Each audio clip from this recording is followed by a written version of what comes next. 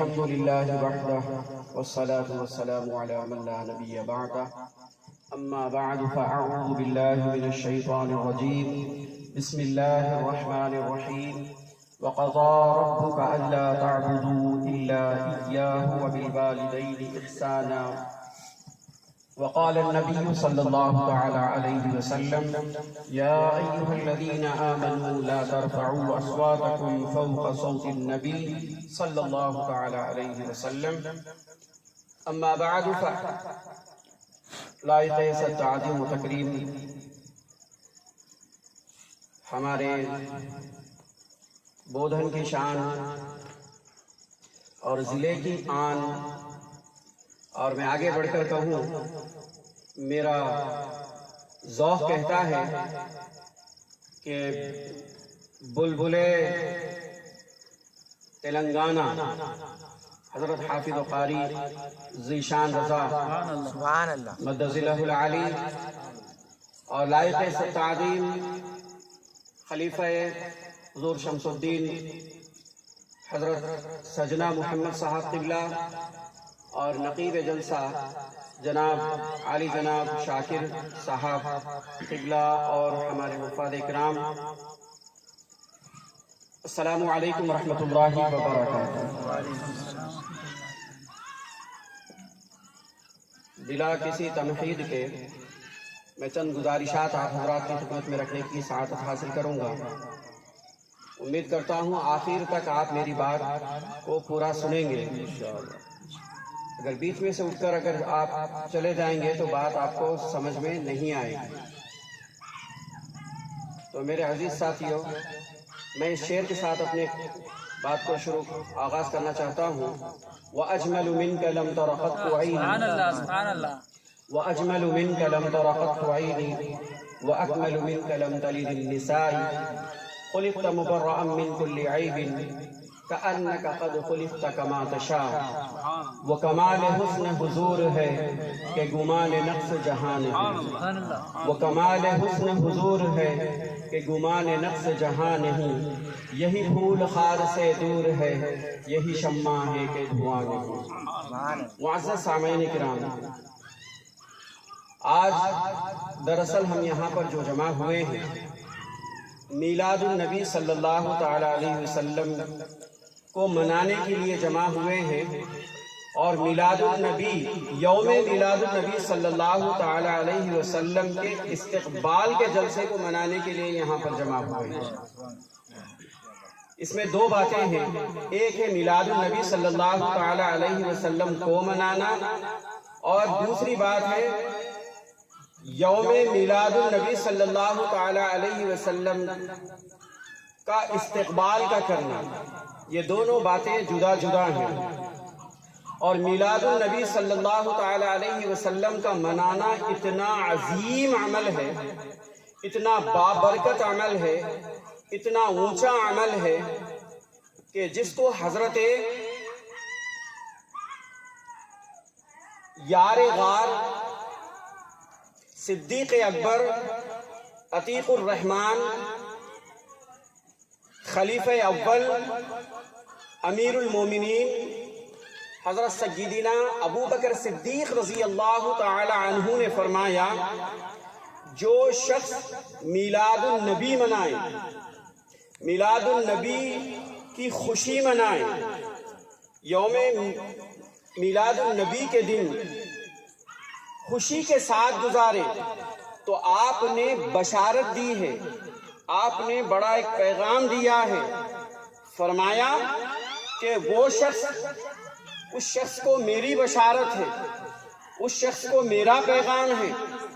اس شخص کو میں اس بات کی سند دیتا ہوں کہ جو اللہ کے پیارے حبیب صلی اللہ تعالی علیہ وسلم کی میلاد کی خوشی منائے، کل بروز قیامت جنت میں اس کا حشر میرے ساتھ ہوگا اور وہ میرے ساتھ زندگی گزارے۔ حضرت سیدنا عمر فاروق رضی اللہ تعالی عنہ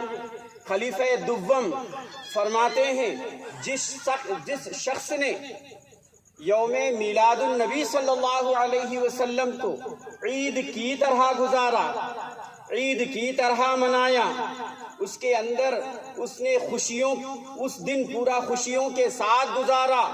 تو حضرت عمر فاروق رضی اللہ تعالی عنہ فرماتے ہیں گویا اس شخص نے اسلام کو زندہ کر دیا،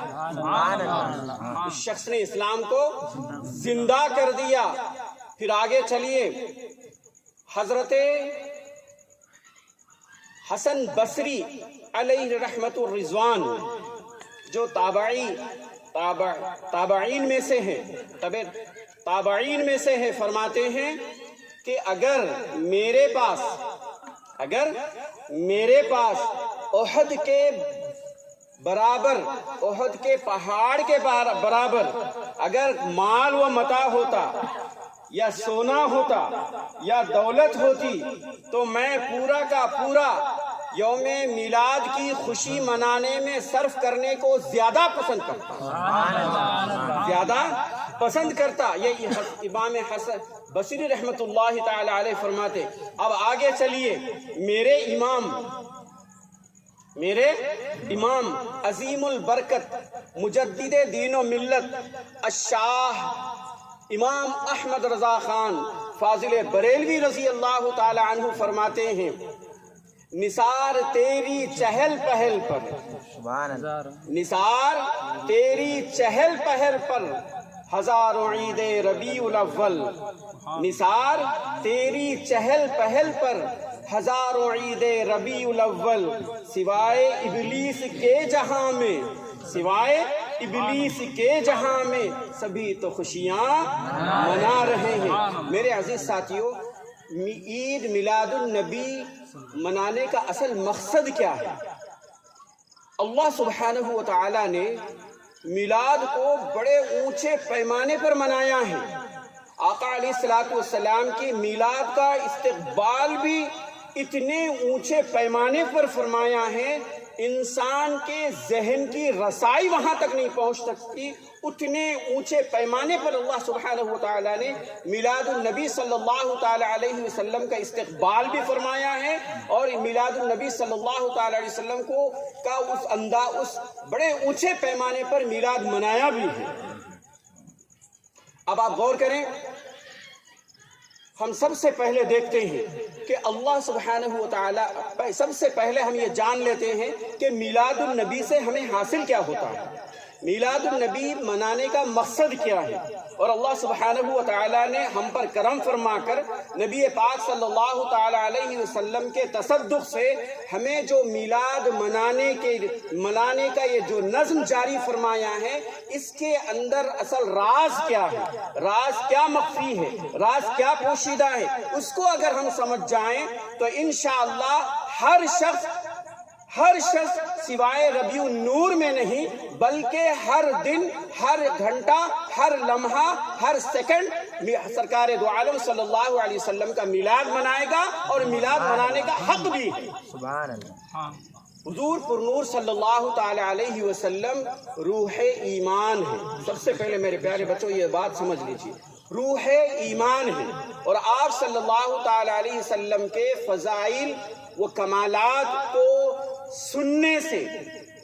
ہمارے دلوں کے اندر آقا علیہ الصلوۃ والسلام کی محبت پیدا ہوتی ہے، عظمت پیدا ہوتی ہے، وارفتگی پیدا ہوتی ہے، والہانہ محبت پیدا ہوتی ہے، اور ادب پیدا ہوتا ہے جو کہ ایمان کو کمال درجے تک پہنچا دیتا ہے۔ اور آقا علیہ الصلوۃ والسلام سے رشتہ محبت جب تک ہم استوا نہیں کریں گے، جب تک ہمارا رشتہ نبی پاک صلی اللہ تعالی علیہ وسلم سے محبت کا رشتہ مضبوط نہیں ہوگا، خدا کی قسم، خدا کی عزت کی قسم، کبھی ایمان کی لذت حاصل نہیں ہو سکتی۔ نہ ایمان کی لذت ہمیں حاصل ہو سکتی ہے، نہ ہمیں اللہ سبحانہ و تعالیٰ کے بندگی کی لذت حاصل ہو سکے۔ تو میلاد النبی منانے کا مقصد کیا ہے کہ میلاد النبی میں ہوتا کیا ہے؟ میلاد النبی میں آقا علیہ الصلوۃ والسلام کے کمالات بیان کیے جاتے ہیں، جمالات بیان کیے جاتے ہیں، آپ کے خصائل مقدسہ بیان کیے جاتے ہیں، آپ کے شمائل مبارکہ بیان کیے جاتے ہیں، آپ کی عظمتیں بیان کی جاتی ہیں، آپ کے اخلاق بیان کیے جاتے ہیں، آپ کی سیرت بیان کی جاتی ہے، جس سے آقا علیہ الصلوۃ والسلام کی معرفت کی ہماری منزلیں بڑھتی چلی جاتی ہیں، جس کی وجہ سے آقا علیہ الصلوۃ والسلام کی محبت ہمارے دلوں کے اندر گھر کرتی چلی جاتی ہے۔ جتنا گھر کرتی چلی جاتی ہے، جتنا آقا علیہ الصلوۃ والسلام کی محبت ہم پر غالب آتی چلی جائے، ہم اپنے مال سے بھی زیادہ آقا علیہ الصلوۃ والسلام سے محبت کرنے والے ہوتے رہتے ہیں، اور آقا علیہ الصلوۃ والسلام کی محبت اتنی ہمارے اندر سرایت کرتی جاتی ہے، دل کے اندر گہوارہ اس کا محبت کا بنتا جاتا ہے، جس کی وجہ سے ہمارے والدین، ہمارے اولاد، ہمارا مال، ہمارا متاع، ہماری دنیا، یہ ساری چیزیں دور ہو جاتی ہیں، اور صرف ایک واحد ذات رسول اللہ صلی اللہ علیہ وسلم کی محبت ہمارے دلوں کے اندر جب جگہ پا لیتی ہے، جب اپنے دل کو مکان بنا لیتی ہے، تو اس وقت ہمارا ایمان کامل ہوتا ہے، اس وقت ہمارا ایمان مکمل نہیں ہو سکتا۔ میرے عزیز ساتھیوں، اسی لیے یہ میلاد کی محفلیں سجانے کا مقصد ہے، اسی لیے میلاد میں ہم آ کر جمع ہوتے ہیں۔ ایک بات یاد رکھیے، آپ کو اسی وقت محبت ہوگی، کسی سے آپ کو محبت کرنا ہے تو آپ اس سے اسی وقت محبت کریں گے جب تک آپ اس کو جان نہیں لیتے، جب تک آپ اس کو جانیں گے نہیں تو اس کو مانیں گے بھی نہیں۔ اگر آپ کسی کو ماننا ہے تو اسے جاننا ضروری ہے۔ تو میلاد کے موقع جب آتے ہیں تو آقا علیہ الصلوۃ والسلام کو صحیح جاننے کا موقع ملتا ہے۔ جب ہم صحیح جاننے کی کوشش کرتے ہیں تو اس جاننے کے بدلے میں اللہ سبحانہ و تعالی ماننے کی توفیق دیتا ہے۔ اب یہاں پر اس بات کو ہم روک دیتے ہیں، پھر آگے چلتے ہیں کہ اللہ سبحانہ و تعالی نے میلاد کا استقبال کیسے فرمایا۔ میرے عزیز ساتھیوں، غور کریں، دنیا کے اندر بہت سارے آئے، بڑے بڑے بادشاہ آئے، بڑے بڑے بادشاہوں کی بات چھوڑ دیں، آپ دیکھیں 1,24,000 انبیاء اکرام تشریف لائیں، لیکن 1,24,000 انبیاء علیہ الصلوۃ والسلام تشریف لائیں، میرا وجد کہتا ہے کہ جتنا استقبال، جتنی میلاد النبی کی خوشیاں اور جتنے میلاد النبی کا اہتمام اللہ سبحانہ و تعالیٰ نے فرمایا ہے، کسی نبی کا نہیں فرمایا۔ اب آپ غور کریں، عالم ارواح میں چلیں، عالم ارواح میں اللہ سبحانہ و تعالیٰ نے سارے بندوں کو جمع کیا، جسم سے نہیں تھے، روحوں سے تھے، روحوں سے مخاطب ہو کر نبی پاک صلی اللہ علیہ وسلم کا استقبال کس انداز میں فرمایا، اپنے بندوں سے مخاطب ہو کر فرمایا، الست بربکم، کیا میں تمہارا رب نہیں ہوں؟ اس کے اندر مخفی آقا علیہ الصلوۃ والسلام کے میلاد کا منانا بھی ہے، اس کے اندر آقا علیہ الصلوۃ والسلام کے میلاد کا استقبال بھی ہے۔ پھر جب سارے بندوں کو، سب کو جمع کر لیا، جس میں انبیاء بھی تھے، سارے عام بندے بھی تھے، انسان بھی تھے، سب کو ایک سوال کیا، الست بربکم، ہم نے کہا بلا، کہ یا رب تو ہمارا رب ہے۔ اس کے بعد میں انبیاء کو علیحدہ کر دیا، انبیاء کو علیحدہ کر کے فرمایا، وَإِذْ أَخَذَ اللَّهُ مِيثَاقَ النَّبِيِّينَ، اے میرے پیارے انبیاء سن لو، میں نے تمہیں سرداری دی ہے، میں نے تمہیں سرداری دی ہے، اور یہ سرداری اس وجہ سے دی ہے کہ میرا محبوب جو آئے گا تم اس پر ایمان لاؤ گے، اس کی نصرت کرو گے۔ تو دیکھیے، زمین بنی نہیں، آسمان وجود میں آیا نہیں، پہاڑوں کے سلسلے جاری نہیں ہوئے، ابھی بحر بے کنار کے سمندروں کی موجیں مچلنے کے لیے وجود میں نہیں آئی، عالم ارواح ہے، دنیا کا نام و نشان نہیں ہے، اللہ ہے، اللہ کے بندوں کی روحیں ہیں، انبیاء کی روحیں ہیں۔ اللہ فرماتا ہے، اے میرے انبیاء، میں نے تمہیں جو سرداری دی ہے، میں نے تمہیں جو معصومیت کے اوصاف دیے ہیں، میں نے تمہیں اپنا مقرب بنایا ہے، میں نے تمہیں اپنا پیارا بنایا ہے، میں نے تمہیں اونچا درجہ دیا ہے۔ وہ کس وجہ سے دیا ہے؟ اس وجہ سے دیا ہے کہ میرا ایک حبیب ہے، تم میرے پیارے ضرور ہو لیکن میرا ایک حبیب ہے، میرا ایک لاڈلا ہے، جس کی وجہ سے سارا وجود ہے، جس کی وجہ سے ساری کائنات ہے، جس کی وجہ سے تمہاری تخلیق ہے، وہ میرا محبوب تم میں اگر آ جائے تو بولو تم کیا کرو گے؟ تو سارے انبیاء نے کہا کہ ہم اس پر ایمان لائیں گے، اور تم اس کی بشارت دیتے جانا، یہاں تک کہ آپ دیکھیے حضرت آدم علیہ نبینا علیہ الصلوۃ والسلام تشریف لائے، تو حضرت آدم علیہ الصلوۃ والسلام نے جب دنیا میں تشریف لائے تو ایک انوکھے انداز سے آپ نے استقبال کیا، اور استقبال کے واقعے کو اللہ نے قیامت تک کے لیے باقی رکھا۔ آدم علیہ الصلوۃ والسلام سجدے میں گئے اور سجدے میں جا کر سر اٹھا کر کے اللہ سے دعا کیا، اے اللہ تیرے حبیب کے صدقے بخش دے، تیرے حبیب کے صدقے بخش دے۔ تو اللہ پاک نے ایک پیارا نظام بنایا، محبت سے پوچھا، اے میرے پیارے آدم تو میرا پیارا ہے، بتا تو میرے پیارے کو کیسے جانتا ہے؟ تو میرا پیارا ہے، تو میرے لاڑلے کو کیسے جانتا ہے؟ تو حضرت آدم کیف عرفت محمدی، کیف عرفت نبی، میرے نبی کو تو کیسے جانتا ہے؟ میرے لاڑلے کو تو کیسے جانتا ہے؟ تو حضرت آدم علیہ السلام نے کہا، رفعت راسی، میں نے جب سر کو سجدے سے اٹھایا تھا تو دیکھا عرش پہ مکتوباً لا الہ الا اللہ محمد الرسول اللہ۔ تو جب یہ نظام کو چلایا، یہ حجت کو پوری کی، یہ مکالمہ ہوا، یہ مناظرہ ہوا، یہ کنورزیشن ہوا، تو اللہ نے فرمایا، اے آدم سن لو، اے آدم سن لو، لولا محمد لما خلقتک۔ یہ دیکھیے میرے عزیز ساتھیوں، اللہ پاک نے آدم علیہ السلام تشریف لائے ہیں تو اس وقت استقبال میلاد النبی صلی اللہ علیہ وسلم کو کتنے پیارے انداز میں بیان فرمایا۔ اب غور طلب بات ہے، ہمیں میلاد النبی صلی اللہ علیہ وسلم کا اہتمام کا اور اس کی قدر ہمارے دلوں کے اندر پیدا ہونا بہت ضروری ہے۔ اس کے بعد اب ہم اور بہت طویل وقت ہو جائے گا، زیادہ وقت نہیں ہے، قیمتی باتیں بتا دوں گا۔ اس کے بعد ہم آگے چلے آتے ہیں۔ اس کے بعد جب وقت قریب آیا آقا علیہ الصلوۃ والسلام کی ولادت مقدسہ کا، آپ کے تشریف آوری کا، آپ کی بعثت مقدس کا، تو حضرت ہاجرہ حضرت اسماعیل علیہ الصلوۃ والسلام کے ذریعے سے جس زمین کو منتخب کیا تھا، جس زمین کو چن لیا تھا، جس زمین کو آقا علیہ الصلوۃ والسلام کا مسکن بنانے کا ارادہ فرمایا تھا، اس کو بسا دیا۔ یہ کیسا استقبال ہے میرے عزیز ساتھیوں۔ میلاد النبی سنی نہیں مناتے، میلاد النبی بریلی نہیں مناتے، اعلیٰ حضرت نے میلاد النبی کا اہتمام کو زور ڈال کے نہیں گئے، اعلیٰ حضرت نے اس لیے میلاد النبی کی پر زور دیا ہے، لوگوں کے اندر میلاد النبی کی قدر پیدا کی ہے، کیونکہ اللہ نے میلاد منایا، اللہ کے پیغمبروں نے میلاد منایا، حضرت ہاجرہ نے میلاد منایا ہے، حضرت اسماعیل نے میلاد منایا ہے۔ اس کے بعد حضرت ہاجرہ حضرت اسماعیل علیہ السلام سے حجاز کو بسایا، اس کے بعد حضرت ابراہیم علیہ السلام سے کعبۃ اللہ کو بنایا، اس کے بعد پھر زمزم کا واقعہ ہوا، آئے دن گزر گئے، زمزم کھو گیا، پھر اس کے بعد ہم اور قریب آ جاتے ہیں حضرت عبد المطلب۔ یہ حضرت عبد المطلب کون ہے؟ حضور اکرم صلی اللہ علیہ وسلم کے دادا ہے۔ کون ہے میرے دوست؟ حضور اکرم صلی اللہ علیہ وسلم کے دادا ہے، اور حضور اکرم یہ حضرت عبد المطلب کا اصل نام کیا ہے؟ شیبہ ہے۔ کیا نام ہے؟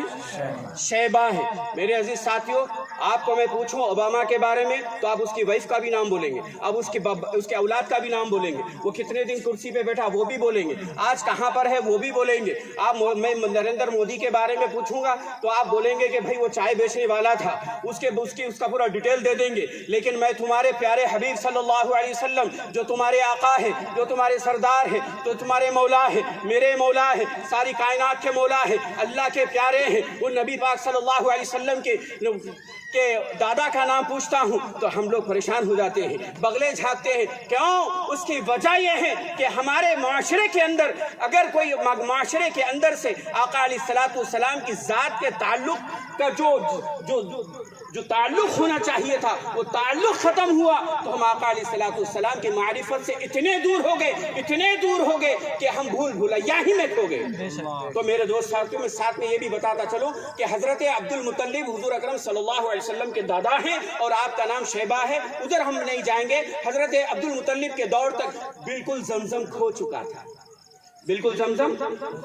تھا، کوئی نام و نشان باقی نہیں تھا، لیکن استقبال نبی کی ضرورت تھی، استقبال نبی کا اللہ پاک کو کروانا تھا، استقبال نبی اللہ پاک دنیا کے ابتدا سے کروا رہا تھا، تو حضرت عبد المطلب کو خواب دکھایا، حضرت عبد المطلب کو خواب دکھایا۔ 3 دن مستقل خواب آتا رہا، 4 دن مستقل خواب آتا رہا۔ جب 4 دن خواب آ گیا تو چوتھے دن خواب میں اسی شخص نے جس نے کہا تھا پہلے دن کھودو مضمونہ کو، دوسرے دن کہا تھا کہ کھودو طیبہ کو، اس طرح 3-4 دن کہا، چوتھے دن کہا کہ کھودو زمزم کو۔ تو حضرت عبد المطلب نے پوچھا کہ یہ زمزم اگر ملے گا تو کہاں ملے گا؟ آج ہمارے پاس ٹیکنالوجیز ہے، آج ہمارے پاس مشنریز ہے، آج ہمارے پاس وسائل ہے، مل جاتی ہیں، ہم ڈھونڈ لیتے ہیں، لیکن اس وقت کوئی ایسے ذرائع نہیں تھے، اس وقت کوئی ذرائع نہیں تھے۔ آپ پریشان ہوئے کہ میں ڈھونڈوں تو زمزم کیسے ڈھونڈوں؟ لیکن اللہ پاک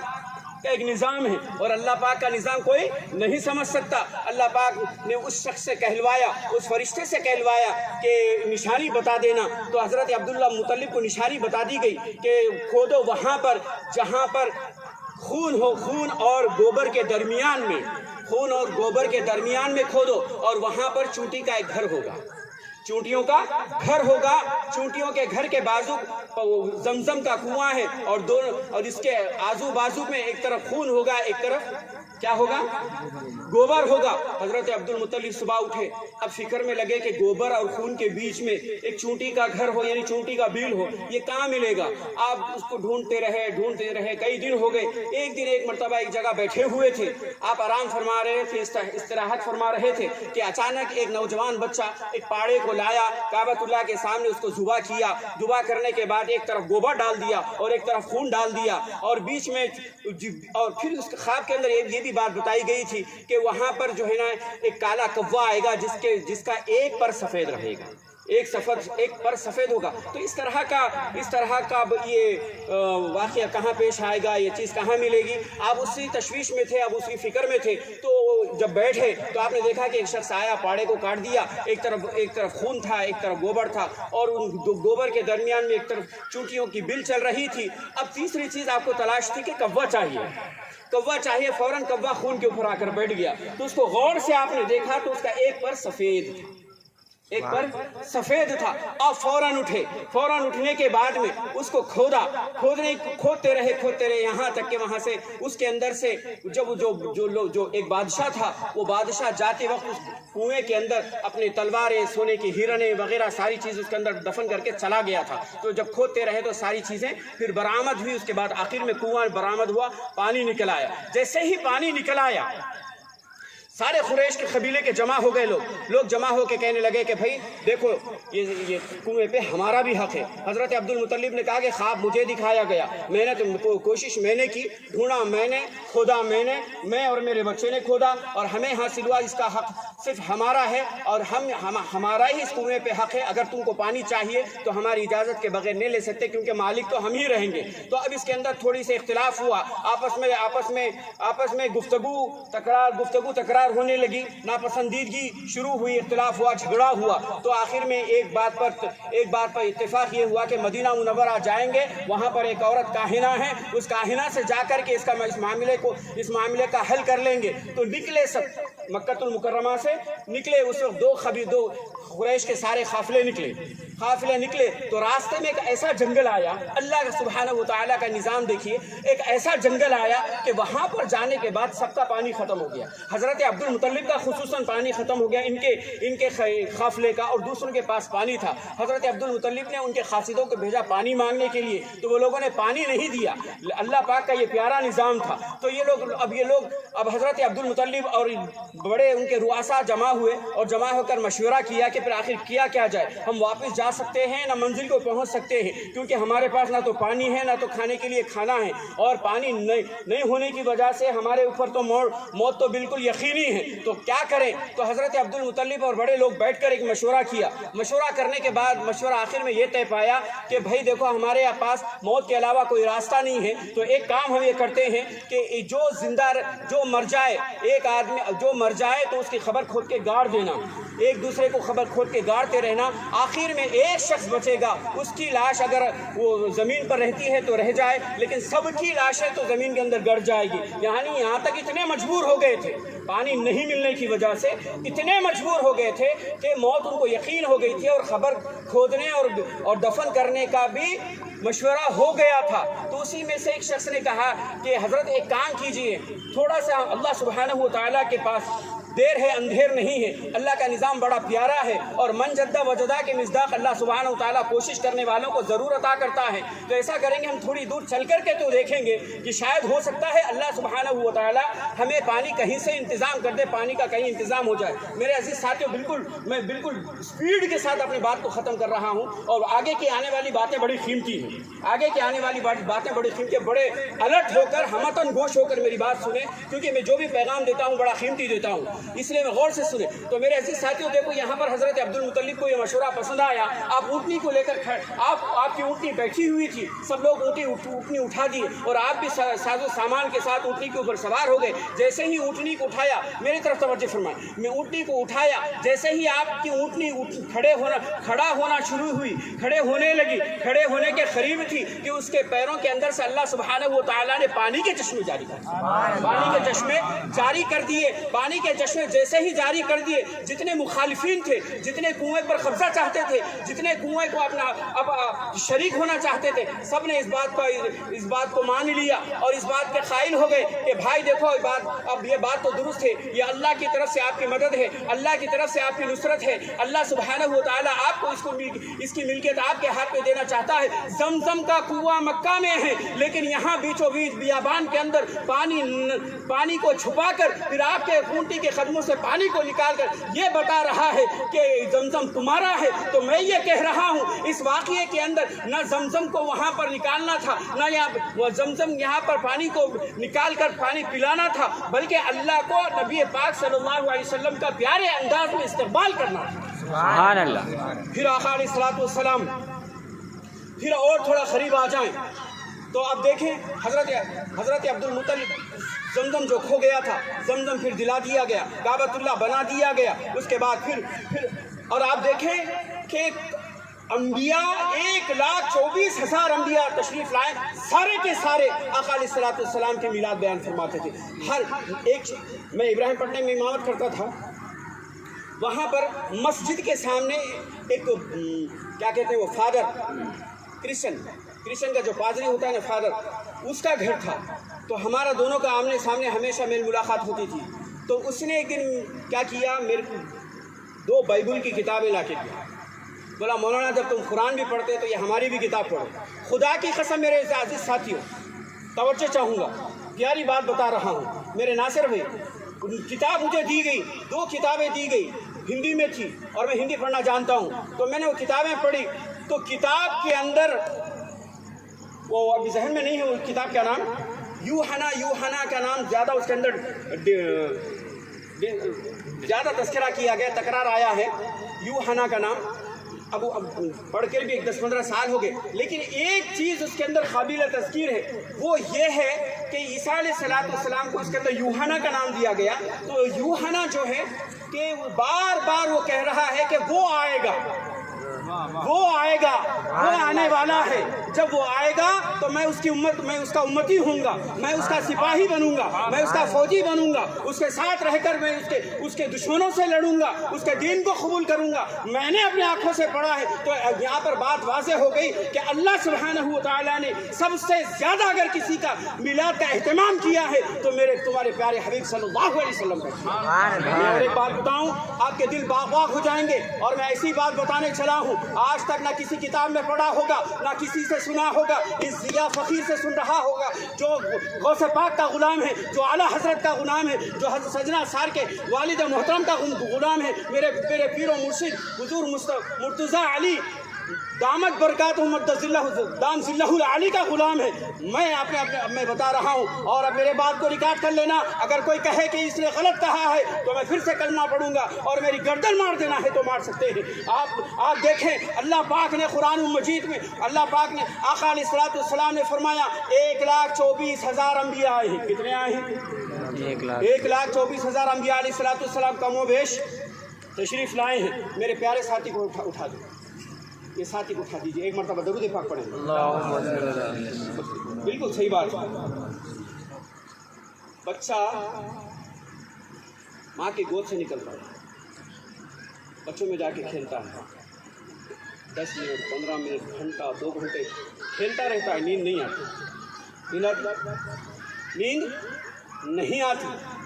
لیکن جب جیسے ماں جا کر بچے کو پکڑ لیتی ہے، گود میں لے لیتی ہے، جب گود میں لے لیتی ہے تو اس پر نیند کا خمار شروع ہو جاتا ہے،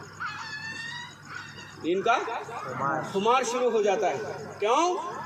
اس کی وجہ یہ ہے کہ ماں کی گود سکون کی جگہ ہے، ماں کی گود